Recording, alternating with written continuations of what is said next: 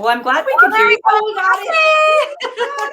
Yay. Okay. That's the little technology glitches to keep us on our toes, people. That's right. Keep us sharp and testing. Okay. So I'm really glad that worked. That is awesome. So I am going to introduce you. So Kate Bendewald is the CEO of a thriving interior design business, and she started Designers Oasis to help fellow interior designers build a successful business on their terms. Welcome, Kate. Thank you for joining us. Hi, thank you so much for having me. And thank you, Salima. I just caught the tail end of that, and I just loved what I heard her saying. So I'm glad to be joining everyone today. Good stuff. Awesome. So I am going to let you share your screen and present. We are going to dive right into the content, and then I will come back for Q&A, and I will sift through the questions so you can focus on answering and you don't have to hunt through the chat. Okay, thank you so much. And thank you and everyone at Design Files for having me. I absolutely love your platform, and your people are just wonderful. And thanks, Cole, too, for your tech help behind the scenes, getting me here today. Awesome. All right, well, I'm going to try to present my screen. I see some notes from, it says Facebook user, so I don't know the names, but I love you too, whoever that is. All right. I know that's the one downside. It doesn't show us names inside of it. That's okay. Yeah. All right. Let me see if I can do this real quick. We're going to do whoopsie doodle, present to review. And I'm going to move this over here. Got it. Oh, wait. Switch my screens.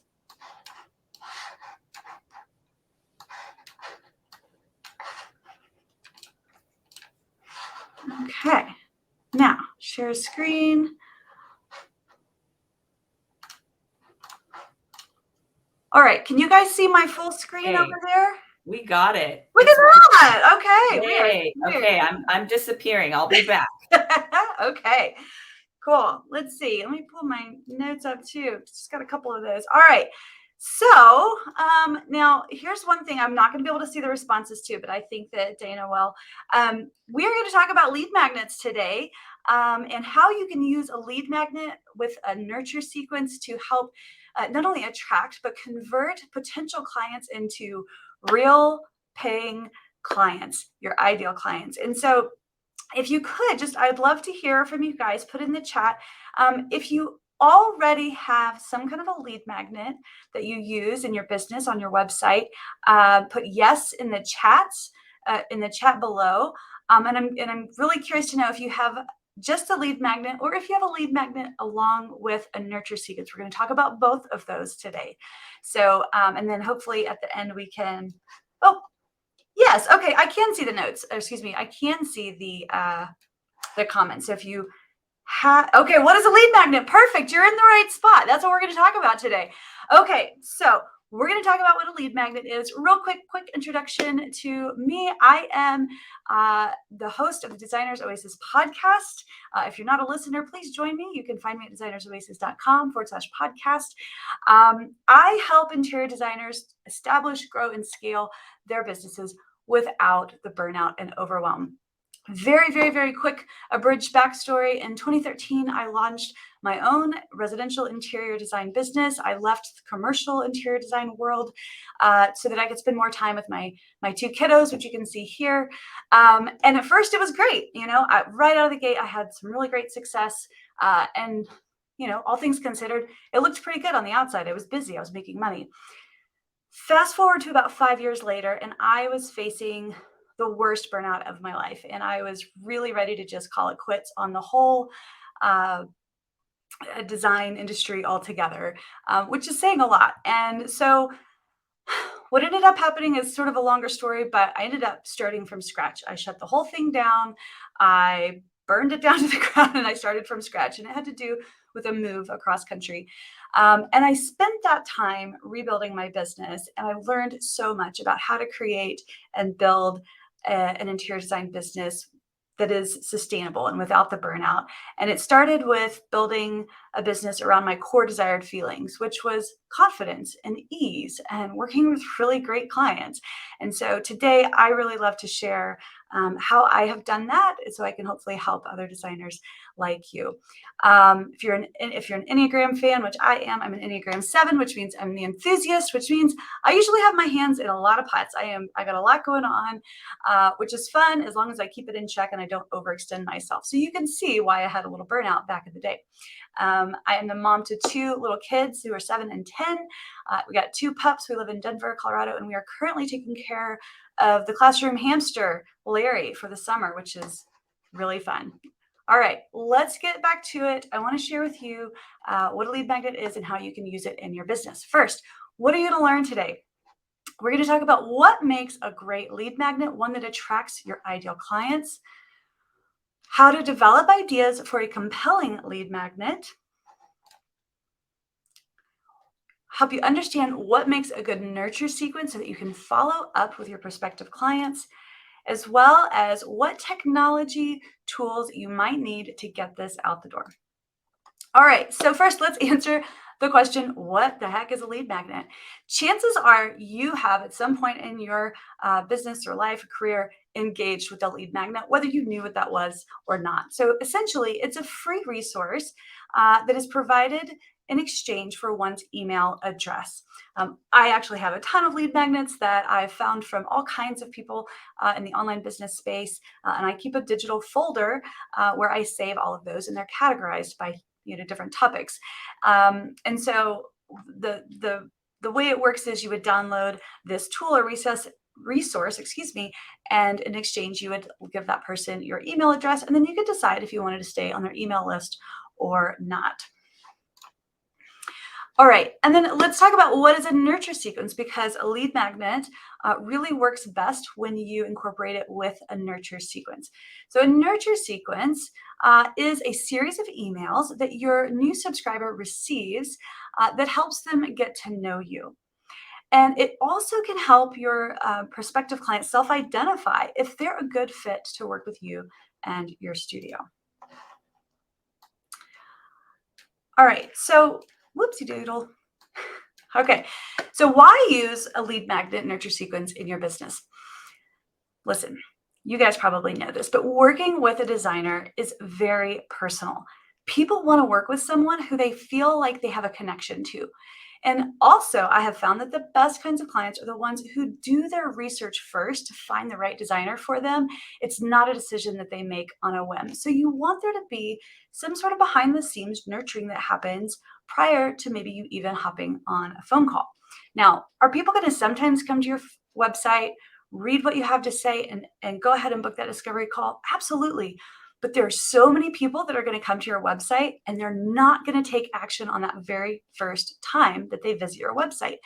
So this is your opportunity to engage with those folks, okay? So first, it helps you to develop a relationship with prospective clients, especially if they're either not ready to start their project or they're still considering who they might want to work with. It helps you to build that know, like, and trust factor.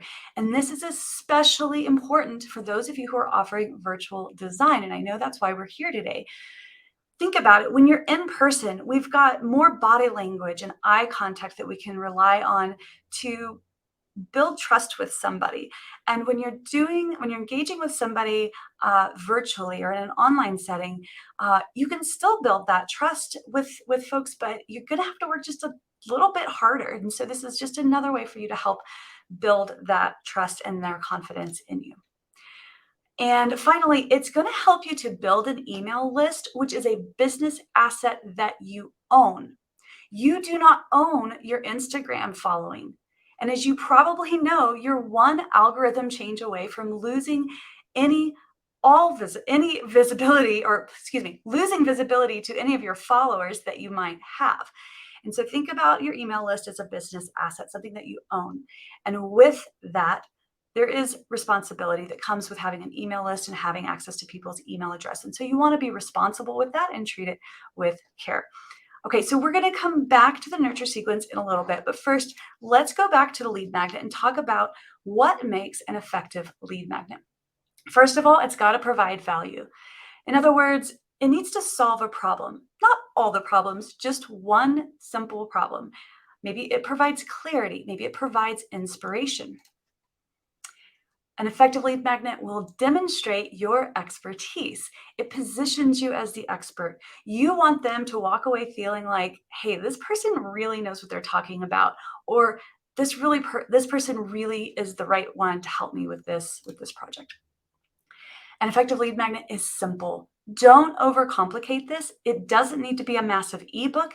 It can be as simple as a one-page resource, as long as it's providing value and it helps demonstrate your expertise.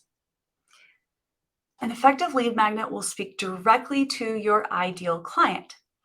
Now, you need to be really clear on who your ideal client or clients are. And sometimes you may have more than one ideal client profile, but you really need to be clear on this before you start to build or create a lead magnet. You need to know what's going on in their hearts and minds. What are their internal and external pain points? And if you aren't clear on this, I really suggest you go back and you do that work prior to putting together a lead magnet, because chances are you're going to be spinning your wheels on something that may or may not address your ideal client's real pain points. And I just want to mention, if you were to ask, okay, what age is your ideal client? If you tell me 35 to 50, you don't know who your ideal client is. You need to get really, really, really specific. So make sure you have your ideal client crystal clear before you start to do this. Okay, but chances are, because you're here, you've done that work, you know who your ideal client is, and now it's time to build a lead magnet that speaks directly to them. Also, you want to make sure that it includes a call to action, no dead ends, okay? So typically a call to action in a lead magnet would be to book a discovery call with you. And then finally, an effective lead magnet should include a nurture sequence. A lead magnet without a nurture sequence is a dead end. All right, how about we look at a couple of examples? Okay, so I'm going to go through a couple of examples, and I want you to use these to just kind of get your wheels turning. And at the end, I'm going to give you just some tips on how to brainstorm and come up with some lead magnet ideas for yourself. So when you're thinking about what to create, it's really important that you think about not only your ideal client and what it is that's important to them, what lights them up, what would excite them, but also think about, what do you want to be known for? Okay, so in this example, this designer might be a kitchen and bath designer who does mid to high-end range kitchens, and their clients really want functionality just as much as beauty. Okay, so maybe you do a roundup of some of your past projects and some of your favorite features of past projects that you've done. So this is not only highlighting that you have the ability to design, that you know how kitchens work, but it's also helping them see, oh, they value function as well. So this is helping to demonstrate your expertise. Maybe you're a high-end virtual interior designer, and your clients want high-end features and will pay for designer expertise, but they want to execute design plans on their own so that they have more money to spend on their projects. Okay, so what you might do for this lead magnet would be 10 features of high-end homes, how to achieve that quiet luxury. Perhaps you're a spa and salon interior designer. In this case, you might showcase how design can help spa owners increase revenue. Okay, because in commercial design, chances are the bottom line, the bottom dollar is going to be a really important aspect of hiring and working with a designer. All right, in this example, the designer is an avid antiquarian. Those are two hard words to say together, turns out. So you love antiques, but you've got clients who want that, but they also want to keep their home fresh. They don't want their home to feel dated. So this is an example of how you might approach design with a mix of old and new. And this is an example of one that inspires your client, okay? But also showing your expertise. Let's see, I think we have one more to showcase here. Yes, so services and investment guide. I offer a services and investment guide on my website, but and I talk about this a lot, but in this example, I want to point something special, unique about this one. So in this case, let's say you're a high-end designer and you have a solid pipeline of clients, right? You've got a wait list and your clients are high-end clients who highly value their time. Your lead magnet might be your services and investment guide, right? So this is the tool or resource or PDF that's going to showcase your process, who you are, how you work, highlight a couple of past key projects, that kind of thing. And of course, your pricing, like your entry level, where you start, that kind of information. We're not going to get into what all is in there, but you get the picture. The reason why I put in here a solid pipeline of clients is because a services and investment guide can be an excellent lead magnet, but unless you have a wait list, I probably would not put a services and investment guide in front of a discovery call. Meaning, I would typically send the services and investment guide after a discovery call. Okay, but if you've got a solid pipeline of clients and maybe this happens to us all, you still get clients who call you who aren't a right fit. And so by giving them access to the services and investment guide prior to the discovery call, you're giving them some of that key information that they need. But if you don't have a solid pipeline of clients, I wouldn't put your services and investment guide before the discovery call. Here's why. Your discovery call is a really key opportunity for you to have a real conversation on the phone with your client so that you can really sell yourself and sell your services, right? And you want to be the one to do that, not a PDF, okay? So just want to put that caveat out there when talking about what I think is an appropriate time to share your services and investment guide. It can be a good lead magnet, but make sure that you're in the right position business-wise before you put it in front of a discovery call. Let me know if you have questions about that. Okay, moving on. Oh, sorry, I did have one more. And this one, I think anybody can do. This is a great example. So if you've got at least one fully completed and photographed project, I think doing a case study showing an inside look to your design process is an amazing lead magnet. So if your clients, they're typically seeking information, and the more information they have, the better they're going to feel really solid and really good in their decision to work with you. Showcasing how you work is a really great idea. So in this, you might show one whole project, how you took it from beginning to end and everything in between, and what was the solution that you brought to the client. All right, so let's say you've decided on your lead magnet. Now let's look at what would be inside. Obviously, you want a really nice cover page. I think it's important to include an about and a bio page. Remember, your about page isn't about you, it's about what you can do for your clients. And then you've got your core content, right? That's the meat of your lead magnet, what's inside. And you always want to include a call to action at the end. Typically, this would be a discovery call. Okay, once you are done putting together your lead magnet, it's really important that you get the message out there and you start sharing this free resource that you have created. And so just think about all the different places you might be able to share this. Your homepage is the obvious place. Above the fold is ideal. So if you think about it's kind of an older phrase that comes from the days of newspapers, but it would be one of the very first things somebody sees when coming to your website. Another option would be to do a pop-up if that's something that you're comfortable doing on your website. Again, Instagram links, in your link in bio, your Facebook page, if you have a Facebook page, social media posts, sprinkle that in from time to time through your with your other posts. Your house profile would be a great place to put it. Any community groups that you might be a part of as well. All right, so let's talk about how a nurture sequence works. So when website visitors come to your website, they have some choices what to do, right? Obviously, they can book a discovery call, but maybe they're not quite ready and maybe they just want to learn more and gather more information. So you're going to give them access to your lead magnet, which usually shows up in the form of a landing page that has an opt-in form. So an opt-in form is just a simple name and email address. I would keep it very simple. Don't ask for much more than that. And after they fill in their information, they will be taken to a thank you page. And then you're going to say, thank you, check your email for your freebie. So they'll go to their email and they'll find their freebie that has just been delivered to their inbox. And after that, they will receive your new subscriber nurture sequence, which we're going to talk about next. And then after they get that initial nurture sequence, then you would use your email list to send any ongoing newsletter that you might choose to send. And you can choose how frequently you want to do this. The most important thing is that you're consistent. So maybe you don't have enough content or time or desire to do a weekly email. That's totally fine.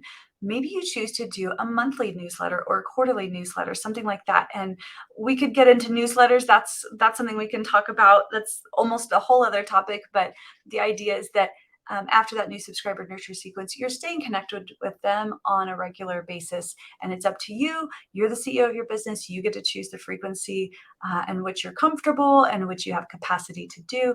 But that ongoing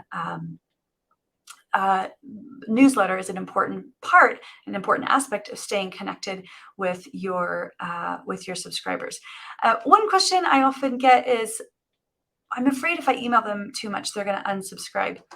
Sure, they might. And that is okay. That just means they're not looking for what it is that you have to offer, and you don't need to take it personally. I would much rather have a very small list of engaged readers rather than a huge list of people who are not engaged in what it is that or care about what I'm sending. So quality over quantity is a really important thing to think about when thinking about having an email list and a regular newsletter. All right, so let's talk about the nurture sequence. So again, the nurture sequence is that the nurture sequence is that initial series of emails, 3 to 5 emails that's going to go out right after they get that lead magnet. And the reason you're doing this is because you really want to connect with them and kind of strike while the fire is hot, right? I think I'm terrible at mixing my metaphors. If I got that wrong, don't laugh at me. Or you'll be laughing with me. Okay, so what makes a good nurture sequence? One, it's going to be something that tells a story of transformation. We are wired for story, so I want you to think about how you can weave story into that initial nurture sequence. Use real client examples. Talk about your past work with past clients, past projects, problem solving. This is going to demonstrate your expertise. So that is another important aspect of weaving your expertise into that storyline. And then with each email, you want to leave it with a little bit of teaser about what's coming next. So you might say, and tomorrow I'm going to show you how you can take this tool and do even more with it, right? It could be anything. It just depends on what your lead magnet is.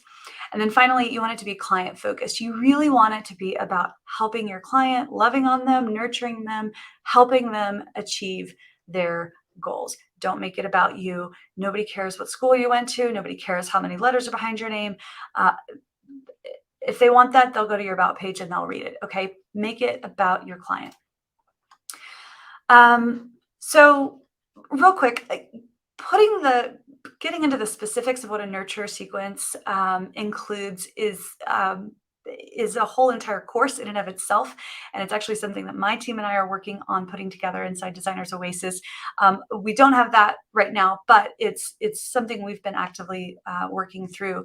But I wanted to give you just kind of an outline, right? Something to get you started, because you can do this right now. So again, it's 3 to 5 emails. I want you to do what's comfortable for you. But 5 is kind of the industry standard ish. Okay. Again, you're the CEO of your business. You get to decide what you want to do. But I really want you to think about that first and that last email right here. The very first email is where you're going to set expectations. Your first email is the one where you deliver the lead magnet, the freebie. And you want to let them know what to expect, because you're going to be sending 3 to 5 emails over the next couple of days. You don't want them to think that they're going to expect an email every day for the rest of their lives, as long as they're on your email list. So go ahead and tell them, I'm going to send you a couple of more bonus emails to help you make the most of this tool that I've just sent you. And after that, you won't hear from me every day, but you will hear from me from time to time whenever I send out my monthly newsletter or my quarterly newsletter, or whatever it is you decide to do. Okay, so set those expectations so that they understand that they're going to get a quick little mini series. You can call it what you want. And then after that, they won't hear from you every day. And tease it out a little bit, right? Let them know kind of what to expect so that they know to look for it. And the other important aspect of doing this is that you can tell them, go ahead and move this inbox, because a lot of times if somebody's a Gmail user, especially, that initial email is going to go to their usually like updates tab. And so if you say, go ahead and drop this over into your primary folder, that way you don't miss these bonus emails that are coming. This is going to help them see your content, be more likely to see your content. Okay. And then that very last email, I want you to focus on really creating a strong, specific call to action. So typically, this is going to be to go ahead and book a discovery call with you. And so that middle part, that's where you want to tell that story. That's where you want to showcase your expertise. That's where you want to really keep it client focused, of course, and really draw them in through story. And I think the easiest way to do this is to take the lead magnet that you've chosen to create and think about, how can your client who's just gotten their hands on this freebie, how can they use that to, or what information can you give them that will help them make the most of that lead magnet? Okay, so again, that's going to depend on what kind of content you choose to provide for your clients, but that's kind of the meat of what goes in between. All right, let's talk about technology. You don't need to be a tech expert to put this together. If I can do it, I know you can do it, okay? So there's two basic things that you're gonna need. You're gonna need design software. I recommend Canva for making your lead magnet, and then you'll turn that into a PDF. And then you're gonna need email marketing software. I personally use ConvertKit. I'm a visual person, and I'm guessing you are too. And ConvertKit, I really love the visual aspect. They have a tool to help you visually see when they're going to get those emails. Others are Squarespace, MailChimp, and I know a lot of people really like Flowdesk. Looks beautiful to me. I've just never used it, but all of those are options. Do your research and find which one makes the most sense for you. And I'm pretty sure almost all of these have a free or sort of baseline price point if you just want to try it out and see if this is something you want to do. All right, if you would like to see a lead magnet in action, as an example, I want you to head over to designersoasis.com/designer habits, and you can see how I've done this for designers. And so in this one, I've created the 7 habits of profitable interior designers, which I'm very excited about. I had so much fun putting this together, and these are real habits that I've learned over my decades of experience as a designer, and I was just so eager to share them. So go grab your copy of this, and then you can just see. Of course, this isn't geared towards an interior design client, but you'll get the gist of it. You'll get the idea. Okay. Oh, one thing I wanted to go back to the email marketing software, because I forgot to mention this. Your email marketing software, whatever you choose to use, ConvertKit, Squarespace, MailChimp, Flowdesk, all of them, that's where you're going to create that form, that opt-in form that's going to go on your website. And it's often where you can create a thank you page. For us, we actually just create a thank you page in Squarespace. And so in ConvertKit, when you're setting up your initial form, it'll say, where do you want us to send your viewer after they get your download? And we give them that Squarespace URL to Designer Space, where we want them to go. So whatever tool you choose to use, I promise you there are plenty of really simple tutorials on how to get this installed and implemented on your own website. Okay, here's what I want you to do next. This is your next steps, your marching orders. First, I want you to take a really honest look at your ideal client. Do you have a crystal clear view of who your ideal client is? And make sure that's clear, because that's such an important foundation of putting this work in. And then I want you to brainstorm at least 20 ideas for a lead magnet, because I promise you, chances are your first idea isn't your best idea. Sometimes it is, and sometimes you might come back to that. And so what I like to do is first of all, I'm an office supplies junkie, but one of my favorite office supplies are Post-it notes, and I have an embarrassing assortment of Post-it notes. So this brainstorming idea uses Post-it notes. turn on some music, get yourself in a good mood, get going, move your body, stand up, and I want you to just write on a Post-it note one idea for a lead magnet, and just keep writing until you have at least 20 and stick them on the wall and then sleep on it. Okay, so take 15 to 20 minutes, Sharpie and Post-it notes, and just start brainstorming. And each Post-it note is one idea for a lead magnet, and just keep going and keep thinking about your ideal client, keep thinking about your expertise, and then sleep on it. And you'll know the right one. Because let's be honest, it takes work to put this together initially, right? Not only do you have to think about the right lead magnet, then you have to create it, then you have to put it together in your email marketing software, plus write the emails. It is so worth it. It is so worth it, but it does take time. So you want to make sure that you're creating something that has longevity, that you can create and it can be on your website for a year or 2 or 3, okay? Because you don't want to have to go back in a couple of months and realize, well, that was a flop. Nobody wants that. Okay. So do yourself a favor and really invest in a little bit of time on the front side, because it's going to pay dividends in the long run if you create a lead magnet that is enticing for your ideal clients, and then a nurture sequence that also helps to build that trust factor with your client. Okay, so after you've landed on your ideal lead magnet, you're going to go ahead and create that with whatever tool you decide on, and then you're going to write your nurture sequence. You can use that framework that I shared with you earlier, and then you're going to install your lead magnet and nurture sequence through your email marketing software. And finally, you're going to share it, share it, share it. You're going to shout it from the rooftops. You're going to tell everybody about it. And after that, you should be able to let it just run for a little while. And I guarantee you, you will start to see clients who come to you and say, oh yeah, about 6 months ago, I downloaded your blah, blah, blah guide and I just wasn't ready. And so I'm finally ready. And what you don't want to happen is you don't want to have your clients or prospective clients showing up to your website. They're not ready to book a discovery call with you, and then they leave, they bounce, and you've lost them. You didn't capture them, you didn't engage them in any way. And so this is your chance to really draw them into your world. Okay. All right. Well, that's all I have. I just wanted to remind you guys, if you are not a follower of the Designers Oasis podcast, I'd love to have you join us. We have a lot of fun over there. We've got some great episodes lined up for the fall season. All right. That was awesome. Thank you so much. I particularly loved the, several examples of lead magnets so that we can actually see different, very, very different options, right? Different ideas. Loved the next steps checklist too. That was super, super helpful. So just want to let you guys know we have added the 7 Habits of Profitable Interior Designers link in the chat.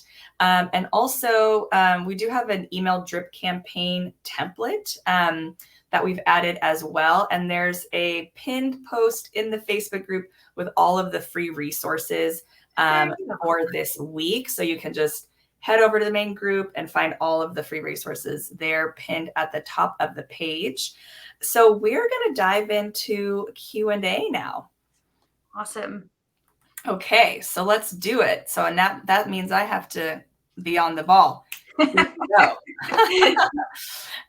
Okay, let's go with this one. So when you're working on your nurture sequence, when do you make the pitch? Can you include different CTAs in each email, or do you wait until the last email of your initial sequence to make the ask? This is a really great question, and I'm so glad that it was brought up. You really want to wait until that very last email, because remember, we are nurturing. We're not selling yet. That last email, that's where you're gonna bring them in, and you're gonna be really direct and say, let's go ahead and hop on a phone call. I would love to hear the specifics about your project. So use those initial emails, no call to action except to look for your next email that's coming the next day, and use that time to build that know, like, and trust factor with them and really just nurture them. Makes sense. What about newsletter frequency? Is once a month okay, or is that not enough? Yeah. This really has to do, and I know that not everybody's going to agree with me on this. You need to do, if you're trying to build a business that is sustainable, you need to do what works for you and your lifestyle and what you have time for or money for, right? If you want to send out weekly emails with newsletter content, but you don't have the time, you might consider hiring a ghostwriter or a copywriter to help you create that content instead of you having to do it. So you either need time or money to create these things, right? So if it's important to you to connect with them on a more frequent basis, such as weekly, you need to ask yourself, what do I have more of right now to be able to do this?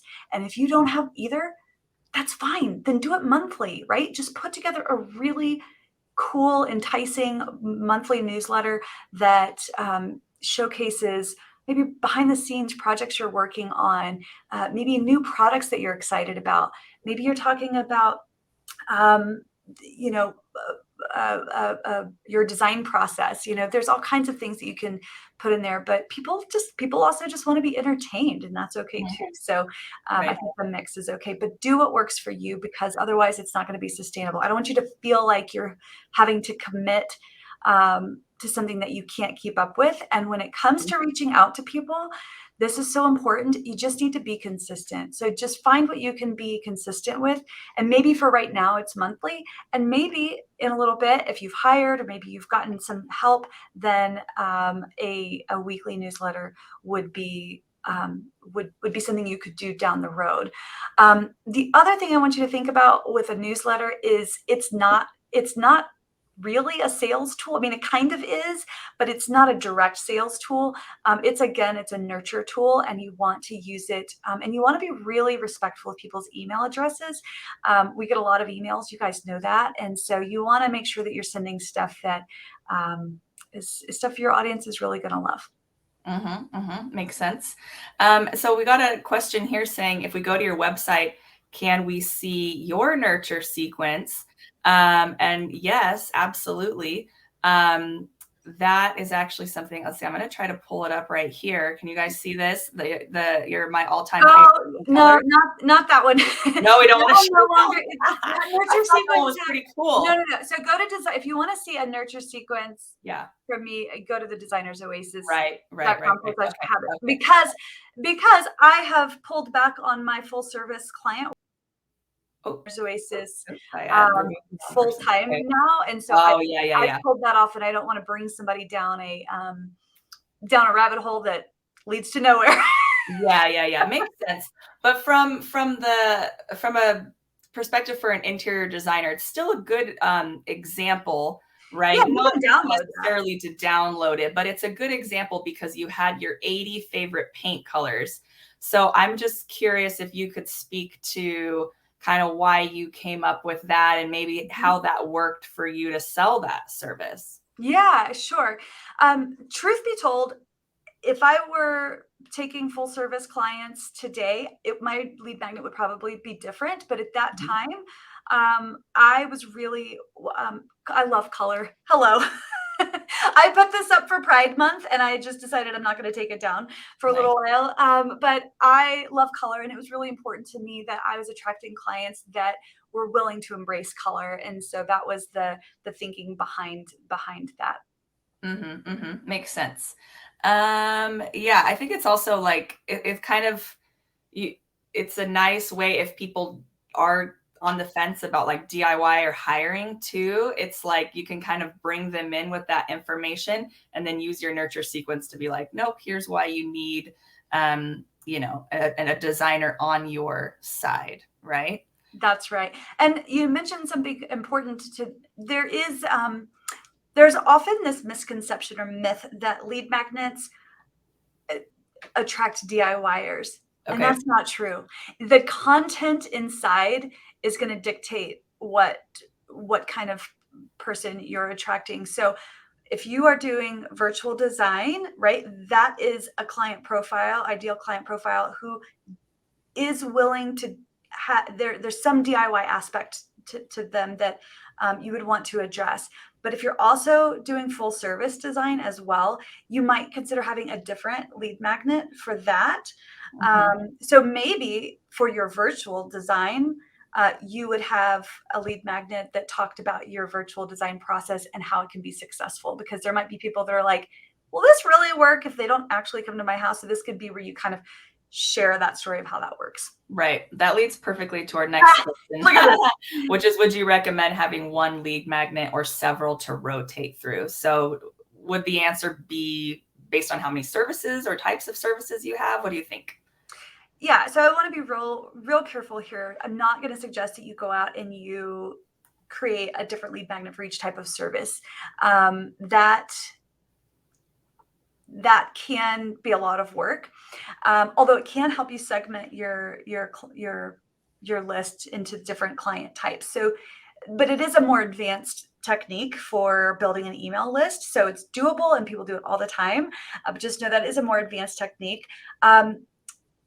You can do that. You would put them into the same email sequence typically. But you could have two different sequences running depending on which one they downloaded. So that's just something to think about. If you're offering more than one service, I would say it just depends on which one you're wanting to really grow. For example, when we left Colorado a few years ago and moved to Texas, and there was a period of time when my client base in Colorado still wanted access to me and they still wanted to do projects. And so that's when I really ramped up my virtual design offerings. But at the same time, I was wanting to get my hands into some really big full service projects there in Texas. And so at that point, I was really nurturing two different audiences. And then at some point, I had to make a decision where I wanted to spend my energy and what I wanted to be known for. And so that's when I pulled back on the virtual design work so much and really spent more of my energy focusing on my full service clients. So I really want you to use this time to also think about, what are your end goals for your business, right? Maybe your lead magnet is a quiz that helps your client decide which service might be a best fit for them. That would be an incredible lead magnet. I will say quizzes can be complex to put together. It's not impossible, but it does require a bit more work to think through how to pull that all together. If you want to try a quiz, there's a tool called Interact. Are you thinking about Interact? Yeah. I think the website is Try Interact and the tool is called Interact. But yeah, that's a very easy one to use. It's really, definitely doable. What about some ways that someone can solidify a target audience if they're just starting out? Because it's trial and error, right? So how do you get started with figuring it out? Sure. Well, I'm really glad you said it's trial and error, because there's no way around that. You're just going to have to work through a couple of projects and a couple of clients. And your ideal client, I'm assuming when you say target audience, you're talking about your ideal client. Your ideal client is going to be a profile or profiles that constantly evolves over time. So with my students, every year we do in the fall, it's actually open to everybody. It's the annual master planning workshop. And one of the things we do is we go back and we say, let's revisit our ideal client, because we've likely worked with some people this past year and we're like, ooh, we want more people like that, or we want less people like that. And so when you're just starting out, just know it's a journey. And you're going to constantly be updating your ideal client. I say at least every year you need to revisit it. But to get started, I always like to say to start with your core desired feelings. You want to build a business that is sustainable, right? When I say core desired feelings, are you looking for publicity? Are you wanting to get published? Is that an important aspect of your career goals? Or is ease and pulling back on your career something that you're looking to do, right? Because your ideal client and the kind of projects that you want to do might shift a little bit. So I want you to think about your core desired feelings when thinking about what kind of people you want to work with. And then I also want you to think about what kind of services light you up. Okay.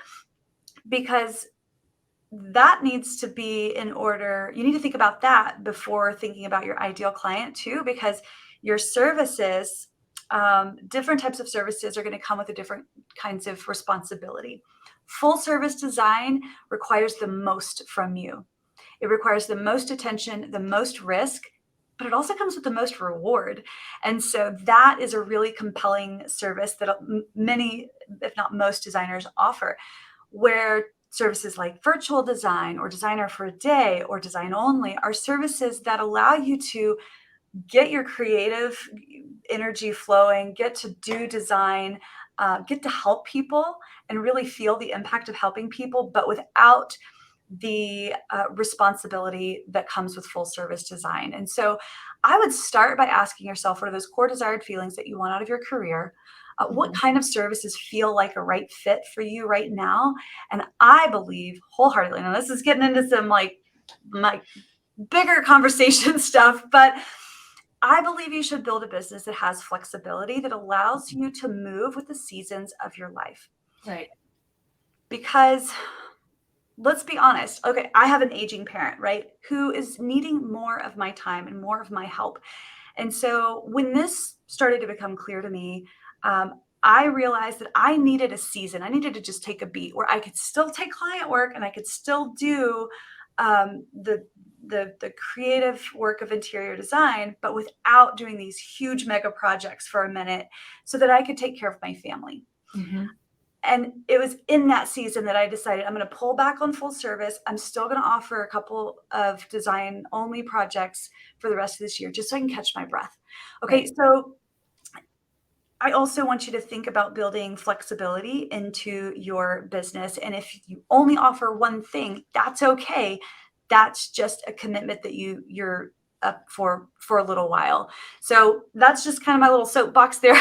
I love it. I love it. That's the beauty of, right, having multiple services and being able to kind of flow, and also having the virtual focus, being able to, even move cities, right, without it upending everything. Absolutely. Yeah, I love it. Let's talk about lead magnet kind of like format. Do you have opinions on that? Like, do you feel like they should be kind of shorter, longer? Have you tried video? Thoughts on format? Yeah. The lead magnet itself, I think, should be fairly succinct. Oftentimes the services and investment guide is going to be a little bit more dense bit of information. And that's okay too, if that's something you've decided is a right fit for your business, but keep it short and sweet, I say, but really hard hitting. Like, you want it to be impactful. You want it to feel like it was worthwhile for them to give you their email address for, and it really either sparked joy or sparked curiosity or inspired them to take that next step, or to create a Pinterest board where they could start saving ideas for their dream kitchen, whatever the case may be. So longer doesn't necessarily mean better. It just needs to be beneficial. Okay. Right. So it needs to be as long as it needs to be, and not a page more. Right. And a lot of times, sometimes it might be more pages because you have fewer words and more graphics. And so that's why it might be longer. But I'm not going to tell you that there's a sweet spot of the number of pages. I just say have a good cover page, have an about page, your core content, and then that call to action page at the end. However many pages are in that core content, it is what it needs to be. Okay. Yeah, and that's really smart to frame the content with your about page or with that call to action, instead of just giving away the free content, but make sure you're contextualizing it, branding it, opening up the conversation to what you can do for them. So I love that. And design can dictate how long it is, right? So. Right. That's true. But they can be shorter than you think. It's like it doesn't have to take, weeks to put together. Yeah. So for our next question, could a blog post replace a newsletter? I'm not sure if I'm understanding this question, but I think what maybe they're getting at is like, maybe how can you combine your blog with your newsletter, maybe to save time? I think that's what they're asking here. So your newsletter could be an announcement of your most recent blog post. It could be as simple as, now ideally, because we want to see if you're actively doing a regular newsletter, you want to see click-through rates to know how people are engaging with your content. So if you've got a blog post that you've created, don't put your blog post in your newsletter. Tease it. Put a teaser, something that entices them to click the button to read the full post. Okay, because that's going to give you data and information that's going to be really important to understanding what do people like? What are they clicking on? What are they interested in learning more about? So that it can help guide you to be like, oh, well, they were not interested in learning about that. So no more topics on whatever. So if you're doing a blog post, certainly put it in your newsletter, but tease it. And then you may choose to add additional content in your newsletter. So maybe it's like a featured new product or something like that. Makes sense. Do you have sequences set in place for after the discovery call prior to a client potentially booking? Do you automate the post-discovery call experience? Yes, we do. And this is actually, we have a huge email template suite in our shop. So that's something that we do sell, but and it's also in our program, in the Interior Designers Business Blueprint program. We offer that to all of our students. But yes, there is a sequence that goes out to clients immediately after booking a discovery call. The goal of a discovery call is always to book a consultation, not to book a whole project. So if the discovery call ended without there being a consultation booked, then that nurture sequence would kick in. Makes sense. Great question. Let's see here. I'm just going to pull one more question and then we can wrap up for today. So should we use the thank you page as an opportunity to sell or wait for the nurture sequence to do this? What's your thoughts on thank you page? I love this question. So I'm going to say no. You're not ready to sell. Okay. You're not ready to sell. Nurture, nurture, nurture, sell. Nurture, nurture, nurture, sell. Okay. That's a rhythm that you just need to get into when having conversations with your clients. As you get warmer, then it can be more like nurture, nurture, sell. But as a general rule, you want to do more nurturing than selling, and do it from a place of authenticity. Some other things that you might include on your thank you page are, first, a reminder, go check your inbox. This is where you're going to find your freebie. Follow me on Instagram. Here's a link to my Pinterest. Pick one or two things, other ways that they might be able to stay engaged with you and follow you. And if they go follow you on Instagram, go follow them back, because then you see them playing at the beach on their vacation and you can love it, right? And who doesn't? I mean, just, you're not trying to do it in a sleazy way, but it's just a way to stay top of mind. So I think that's a great way to keep them engaged besides your nurture sequences. Have them follow you. So important. So smart, because you never know when they're going to be ready to hire you. And so to keep in touch with them on multiple platforms. So I lied. I'm going to keep them coming. I have nothing else going on today. Okay.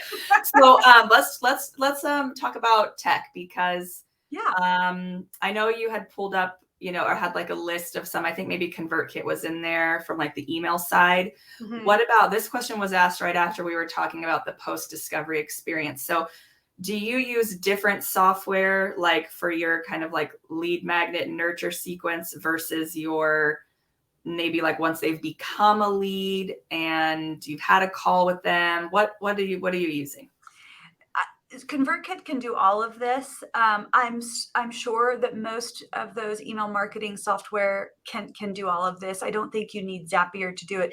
Zapier is really great at integrating actions from different web softwares, different platforms that don't automatically integrate or sync together. So Zapier is really good at doing that. But for creating this, you don't need that. If you get ConvertKit, it can host your lead magnet, it can host your form, it can host your email, your broadcast, your newsletters that you send. So you don't need Zapier for that. Okay, awesome. Makes sense. And then I'm curious, like, because you mentioned that it's all about the content that's going to push away the DIYers, right? That it's not a lead magnet itself is necessarily going to attract DIYers. It's your content. So checklists are like a really great format, really easy to set up. Like, how could somebody make a checklist that was going to call in a client that was ready to hire or wanted to hire, but wasn't just like a DIYer? Yeah, let me think about this for a second, because definitely when I think of checklist, I think of DIYer. So I don't know off the top of my head if a checklist is a great tool if you're not looking for DIYers, but interesting. There's always, there's always, I'm sure if we sat here long enough, we could think about that, maybe right. Create your Pinterest board, book your discovery call, right.